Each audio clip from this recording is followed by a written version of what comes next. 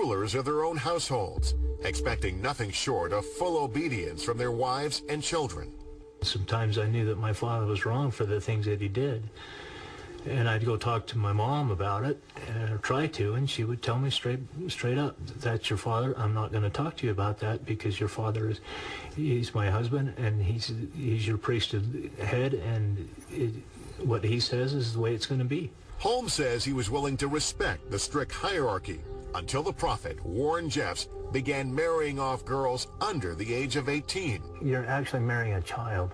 I brought up 4 daughters of my own, and I can't imagine me marrying them off at younger than 18. I mean, even at 18, I think they should wait. I've spoken with people in the community, and, you know, these are not unintelligent people. You know, they're bright, they're industrious, they're very hardworking, they're good at business. Stephen Singular interviewed a number of FLDS members while writing When Men Become Gods, a book about Warren Jeffs and the FLDS. But when it comes to that matter of controlling your soul, you know, controlling your destiny, your life here and your next life, they were trained to believe that this one individual, this prophet, held all the power and all the answers. Members of the FLDS consider the prophet to be a messenger from God. Disagreeing with him is said to be nearly impossible. Any man who did go against the prophet or somehow displeased him could lose everything. He made 21 of the most prominent men in the community stand up, and as they stood there, he instantly excommunicated them from the church. He just threw them out, and, you know, you're gone, and your wives and families will go to other people. It's one thing to run afoul of the prophet and his teachings as a grown man, but in many cases, young boys have had their problems towing the FLDS line.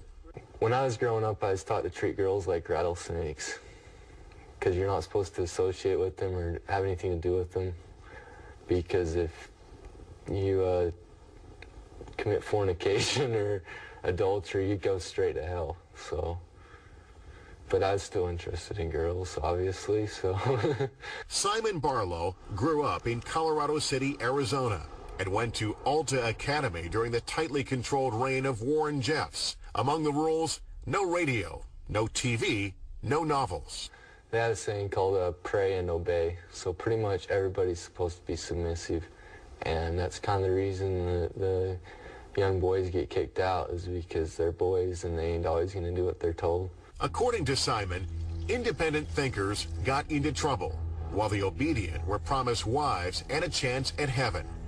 That's what he expected for himself, but that's not how it worked out. I grew up expecting to get married when I was probably 21, 22, but then by the time I was 13 or 14, all the girls in my class were getting married, and so that's when I started questioning whether I really wanted to be there or not, because these are friends and stuff, you know, that I knew, and they're getting married to people that are 30 or older. Simon left school after 8th grade and went to work at a dairy farm outside the community. That's where he began to drift away from Jeffs and FLDS teachings.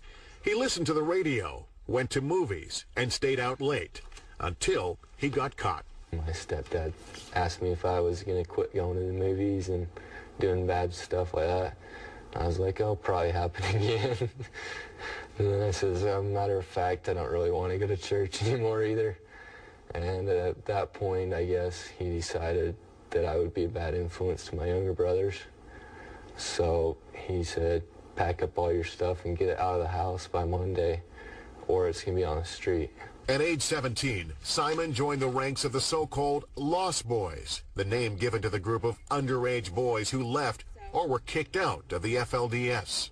Imagine taking a 14 or 15-year-old kid and saying, here, you're on your own with nothing. You know, you didn't really have an education, you didn't have resources. And there are estimates of 1,000 of these boys leaving the community, ending up on the streets of St. George or Salt Lake or Las Vegas and having to fend for themselves.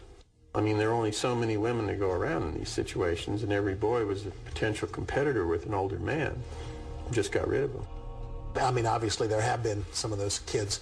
I don't think they are nearly the numbers that are sometimes held out. I don't think the issue is competition for brides. I've never seen it that way, partly because I have seen a lot of monogamous households who were intent on staying monogamous in that community. Like some other lost boys, with little family support and a newfound freedom, Simon says he abused drugs and ran afoul of the law.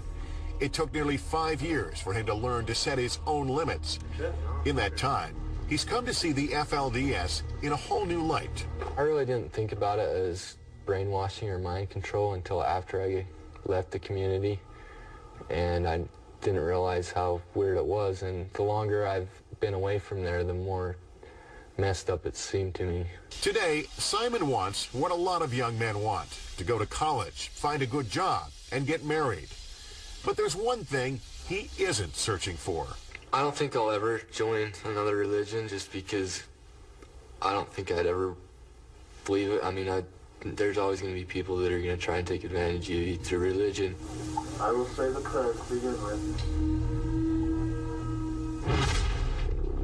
Up next, a former member fears for the children of the FLDS now that they're back home. What we've experienced in Utah and Arizona for so many years is being helped for a split second and then being returned back to the abuse. And that's even worse than if they never came in. We've had little children. When you see them, you will see the terror and you will see the effect that this has had on them. They've had them where they wouldn't eat. They haven't been able to sleep. They've been through an absolute terror of an experience. Beginning Monday, June 2nd, after nearly 2 months in foster homes across Texas, the children of the FLDS were allowed to reunite with their parents with some court-ordered conditions: a ban on travel outside of Texas, surprise home visits by caseworkers, and possible psychiatric evaluations of their children. There still may be criminal indictments against members of the group. For its part, the FLDS released a statement announcing a new church-wide policy. The church policies regarding marriage have been widely misrepresented and misunderstood. In the future, the church commits that it will not preside over any marriage of any woman under the age of legal consent in the jurisdiction in which the marriage takes place. But ex-member Flora Jessup remains as concerned for the children now as she was when the story first broke back in April. When I heard that the raid had happened in Texas, the thing that went through me was joy, absolute joy, and then fear, immediately followed by fear, because what we've experienced in Utah and Arizona for so many years is being helped for a split second and then being returned back to the abuse. And that's even worse than if they never came in. There are other issues. As the FLDS moves on to its next chapter, one of the problems it faces stems from decades of inbreeding that have gone on within the group. A rare genetic disease called fumarase deficiency, which causes acute mental retardation and physical deformities from birth, has stricken at least 20 children in the FLDS. Outside the group, there are only an estimated 100 cases in the world. You hear the same names over and over again in polygamy: Jessups, Allred, Jeffs, and so on. The genetic pool that these people are operating within is so limited that they have diseases that reflect the intermarriage between these same families over generations. All of these issues surrounding how FLDS members live their lives and why they choose to live them that way bring it back to the basic question: is there a point when strict adherence to a set of religious beliefs begins to resemble mind control? There may never be a consensus. So where does all of that leave the FLDS? The question now is, will the government allow the system to continue? I don't have any doubt that it will survive. It'll probably come out of this thing stronger than it has been in the past. The bad thing is I think they are going to be more reclusive. They are going to be driven more underground. It's going to take a couple of generations before they're going to be ready to trust the outside world and engage with the outside world again. For FLDS church elder Willie Jessup, It all comes down to what he sees as an unnecessary assault on his group and its religious freedom by the state of Texas. You know, they didn't find, and they'll never find, a justification to tear people and a community apart.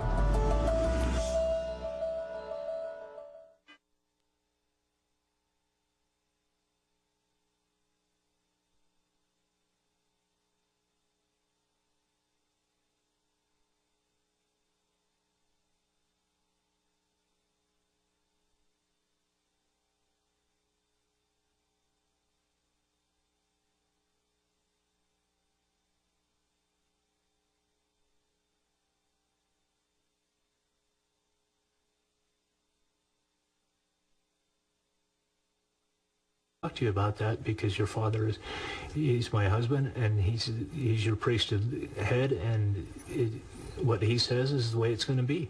Holmes says he was willing to respect the strict hierarchy until the prophet Warren Jeffs began marrying off girls under the age of... When it comes to that matter of controlling your soul, you know, controlling your destiny, your life here and your next life, they were trained to believe that this one individual, this prophet, held all the power and all the answers. Members of the... Unintelligent people, you know, they're bright, they're industrious, they're very hardworking, they're good at business. Stephen Singular interviewed a number of FLDS members while writing When Men Become Gods, a book about Warren Jeffs and the FLDS. But rulers of their own households, expecting nothing short of full obedience from their wives and children. Sometimes I knew that my father was wrong for the things that he did. And I'd go talk to my mom about it, or try to, and she would tell me straight up, that's your father, I'm not going to talk. 18. You're actually marrying a child. I brought up 4 daughters of my own, and I can't imagine me marrying them off at younger than 18. I mean, even at 18, I think they should wait. I've spoken with people in the community, and, you know, these are not